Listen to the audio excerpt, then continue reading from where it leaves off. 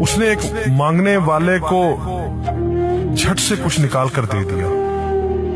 میں نے کہا کہ بھائی دیکھ بھال کر دینا چاہیے، یہ فراڈ لوگ ہوتے ہیں اور عام انسان کے جذبہ نیکی کو ایکسپلائٹ کرتے ہیں۔ فرمانے لگے آپ نے بجا فرمایا، میں پہلے ایسا ہی کرتا تھا، پھر ایک واقعے نے میری دنیا بدل کر رکھ دی۔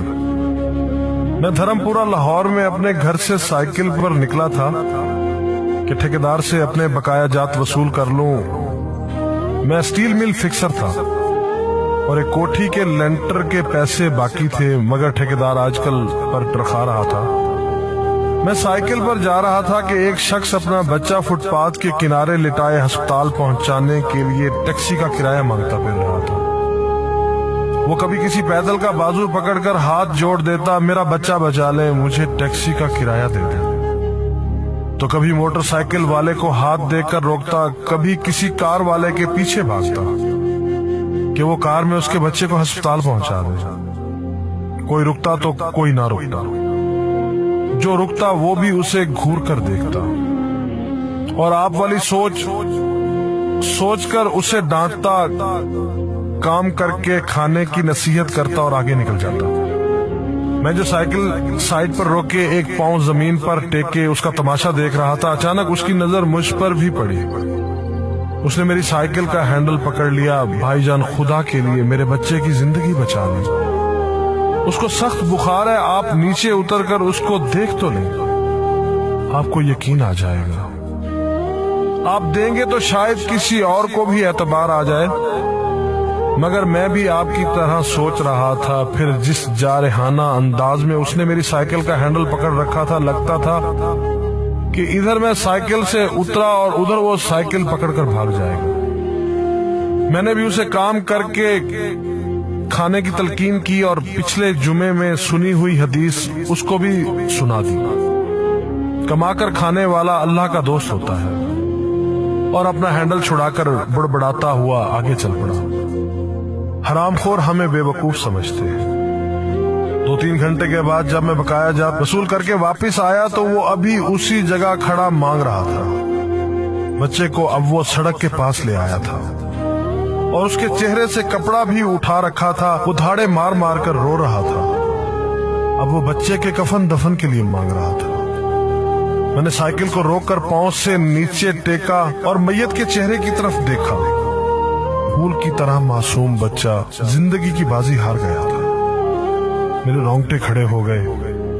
میں نے جیب میں جو کچھ تھا بقایا جات سمیت سب بغیر گنے نکال کر باہر پھینکا، اور اس سے پہلے کہ اس کا باپ میری طرف متوجہ ہو، سائیکل اس تیزی سے چلا کر بھاگا گویا سارے لاہور کی بلائیں میرے پیچھے لگ گئی ہوں۔ میں گھر پہنچا تو میرا برا حال تھا۔ تھوڑی دیر بعد مجھے بخار نے آ گھیرا۔ بخار بھی کچھ ایسا تھا گویا میرے سارے گناہوں کا کفارہ اسی بخار سے ہونا تھا۔ گھر والے مجھے ہسپتال کے لیے لے کر نکلتے اور میں چارپائی سے چھلانگ لگا دیتا۔ مجھے ہسپتال نہیں جانا تھا، میں اسی بچے کی طرح ایڑیاں رگڑ رگڑ کر مرنا چاہتا تھا۔ 2-3 دن کے بعد بخار کو تو آرام آ گیا، مگر میں ذہنی مریض بن گیا۔ مجھے لگتا گویا میرا اپنا اکلوتا بیٹا جو 3ری کلاس میں پڑھتا تھا وہ اس بچے کے کفارے میں مر جائے گا۔ میں نے بچے کا اسکول جانا بند کر دیا۔ بیوی کے بار بار اصرار کے باوجود میں بچے کو اسکول تو کیا دروازہ کھولنے بھی نہیں جانے دیتا تھا۔ 40 دن گزر گئے تھے اور بچے کا نام اسکول سے کٹ گیا تھا۔ وائف نے اپنے بھائی سے بات کی جو دبئی کی کمپنی میں کیشیئر تھا۔ اس نے مجھے باہر بلانے کے لیے پاسپورٹ بنانے کو کہا، مگر ایک تو میں شناختی کارڈ بھی پیسوں کے ساتھ نکال کر بچے کی میت پر پھینک آیا تھا، دوسرا میں خود بھی بچے کو اکیلا چھوڑ کر باہر نہیں جانا چاہتا تھا۔ وہ 40 دن قیامت کے 40 دن تھے۔ 40ویں دن 10 بجے کے لگ بھگ ہمارے گھر کا دروازہ بجا۔ دروازہ میں نے خود ہی کھولا اور سامنے اس بچے کے باپ کو دیکھ کر مجھے چکر آ گیا۔ مجھے لگا جیسے ہم دونوں آمنے سامنے کھڑے خلا میں چکر کاٹ رہے ہیں۔ درمیان میں بچے کا چہرہ بھی آ جاتا۔ میری کیفیت سے بے خبر اس باپ نے مجھے دبوچ لیا اور پھوٹ پھوٹ کر رونا شروع کر دیا۔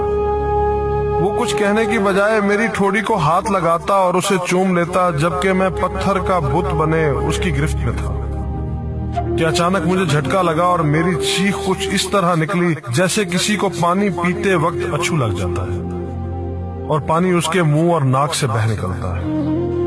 میں اس بچے کے باپ کو سختی کے ساتھ سینے سے لگائے یوں رو رہا تھا گویا اس کا نہیں بلکہ میرا بچہ مر گیا ہے۔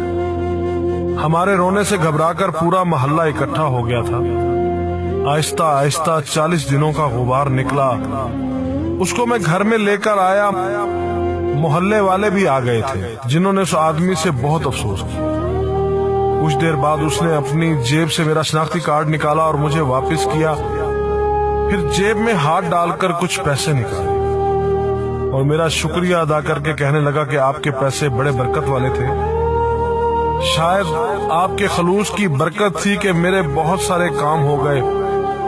سارے اخراجات کے بعد کچھ پیسے بچ گئے تھے، ان میں کچھ پیسے میں نے ادھار لے کر ڈالے ہیں، یہ آپ قبول کر لیجئے، باقی میں بہت جلد آپ کو واپس کر دوں گا۔ میں نے پیسے واپس لینے سے سختی کے ساتھ انکار کر دیا اور منت سماجت کر کے اسے پیسے رکھنے پر راضی کر دیا۔ اس کے بعد میں یہاں بطور اسٹیل فکسر آ گیا۔ میں جی جان سے کام کرتا تھا۔ چند ماہ میں ترقی کر کے فورمین بن گیا۔ 3 سال بعد میں نے سالے کی مدد سے اپنی کمپنی بنا لی اور اس بچے کے والد کو بھی اپنی کمپنی میں بلا لیا۔ آج وہ میری کمپنی میں فورمین ہے۔ اس بچے کے بعد اللہ نے اس سے 2 بیٹوں اور 1 بیٹی سے نوازا ہے۔ میں اسے آپ سے ملواؤں گا، مگر اسے سائیکل والا قصہ مت بیان کیجیے۔ وہ آج تک نہیں پہچانا کہ میری سائیکل روک کر اس نے مجھ سے سوال کیا تھا۔ وہ مجھے ولی اللہ سمجھتا ہے جس نے اس بچے کی لاش دیکھ کر سب کچھ نکال کر دے دیا۔ قاری صاحب، اس دن کے بعد میں کسی کو خالی ہاتھ نہیں لوٹاتا۔ قاری صاحب، اس دن کے بعد میں کسی کا ہاتھ خالی نہیں لوٹاتا۔